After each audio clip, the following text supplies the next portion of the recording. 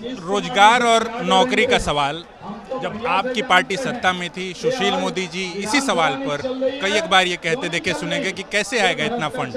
अब आप लोग इस मसले पर जब विपक्ष में हैं तो हमलावर हैं। नहीं, उस विषय पर मैं नहीं जा रहा हूँ। मैं कह रहा हूँ कि बिहार में क्या सच्चाई नहीं है कि बिहार के 4 करोड़ लोग बिहार छोड़ के चले गए। 2014 का लोकसभा चुनाव हुआ था तो बहुत हुई बेरोजगारी की मार। अब की बार मोदी सरकार 2 करोड़ रोजगार का बात, उस हिसाब से भी देखेंगे तो लगभग 18 करोड़। सवाल है, नीतिगत फैसला मुख्यमंत्री के स्तर पर होता है।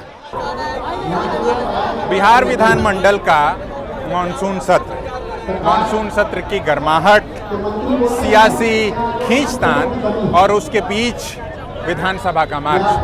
भारतीय जनता पार्टी आज रोजगार, नौकरी और विशेष तौर पर शिक्षक बहाली के मसले पर गांधी मैदान से विधानसभा के लिए मार्च कर रही है। तो आइए हम बातचीत करते हैं यहाँ आए हुए उनके पार्टी के कार्यकर्ताओं से, नेताओं से।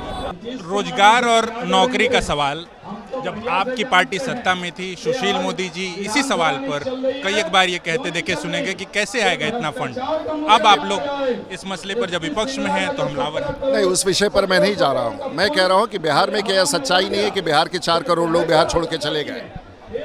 क्या ये बात सच नहीं कि बिहार में बड़े हालात, बड़ी स्थिति है जहाँ बेरोजगारी है? क्या बात सही नहीं है कि बिहार के बच्चे बाहर पढ़ने जाते हैं? क्या ये सही नहीं है कि 52% लोग बिहार के गरीबी रेखा के नीचे हैं? ये सवाल बड़ा है और भारतीय जनता पार्टी ने इस सवाल को उठा लिया है। नैतिक सवाल है, शिक्षा का, बेरोजगारी का और विकास का।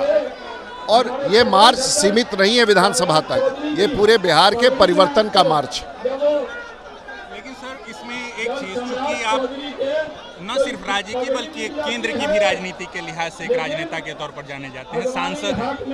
जब 2014 का लोकसभा चुनाव हुआ था तो बहुत हुई बेरोजगारी की मार। अब की बार मोदी सरकार 2 करोड़ रोजगार का बात, उस हिसाब से भी देखेंगे तो लगभग 18 करोड़। सवाल है, नीतिगत फैसला मुख्यमंत्री के स्तर पर होता है और लोकतंत्र में कैबिनेट में मुख्यमंत्री शीर्ष पद पर बैठते हैं। और अगर नीति के साथ अगर वो बिहार के परिवर्तन की बात नहीं कर रहे हैं, रोजगार की बात नहीं कर रहे हैं, और आज तो भारतीय जनता पार्टी अलग है, अपनी ताकत पर खड़ी है और अपनी ताकत के साथ बिहार में बड़ा परिवर्तन दिखाएगी।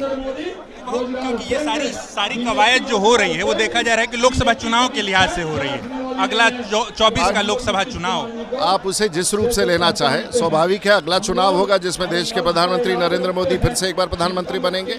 लेकिन उसके लगे हाथ साल 1.5 साल के भीतर बिहार का चुनाव होगा और भारतीय जनता पार्टी उसकी भी तैयारी कर रही है।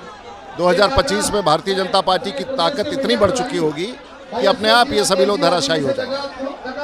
कई एक जगहों पर बिहार घूमते हुए मैंने देखा कि आपके पोस्टर्स जिस तरीके से चस्पा मिले, उसमें कई एक जगह भारतीय जनता पार्टी भी नहीं दिखी। आप नहीं जान रहे हैं शायद। विभा एक ऐसा संगठन है जो गैर राजनीतिक मंच है और वो हर स्थान पर मुझे निमंत्रण दे रहा है और मैं उस पर वो तमाम विषय जो बिहार के बेरोजगारी से जुड़ा हो, विकास से जुड़ा हो, जो साक्ष्य है, मैं लोगों के सामने रख रहा हूँ। मैं समझता हूँ, और मैं तो भारतीय जनता पार्टी का राष्ट्रीय प्रवक्ता हूँ, भारतीय जनता पार्टी का सांसद हूँ और नरेंद्र मोदी का सिपाही हूँ, और एक प्लेटफॉर्म है जहाँ खुल करके बिहार के बारे में चर्चा हो रही है। तो पार्टी के प्लेटफॉर्म पर भी चर्चा हो रही है। पार्टी, बहुत सारे लोग पार्टी के प्लेटफॉर्म के बाहर सुनना चाहते हैं, उनके लिए अभियान है।